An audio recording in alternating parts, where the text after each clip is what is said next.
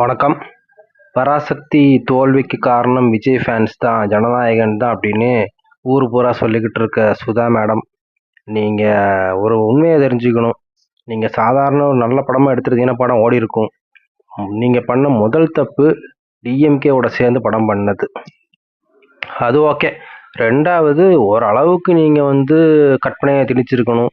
இதில் டிஎம்கே நல்லவங்கன்னு சொல்கிறதுக்காகவே நிறைய சீன்ஸ் எல்லாம் டயலாக் எல்லாம் சேர்த்துருக்கீங்க போல். அது போச்சு.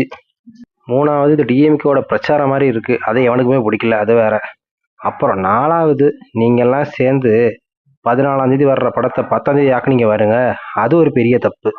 அஞ்சாவது தப்பு, சோலோவா வெற்றி வாகை சூடணும் அப்படின்னு நினச்சி நம்ம ஜனநாயகனை தடை பண்ணீங்க பாருங்க, அது பெரிய தப்பு. மொத்தத்தில் சொல்லணும்னா படத்தில் கதையும் இல்லை, மக்களுக்கு பிடிக்கவும் இல்லை.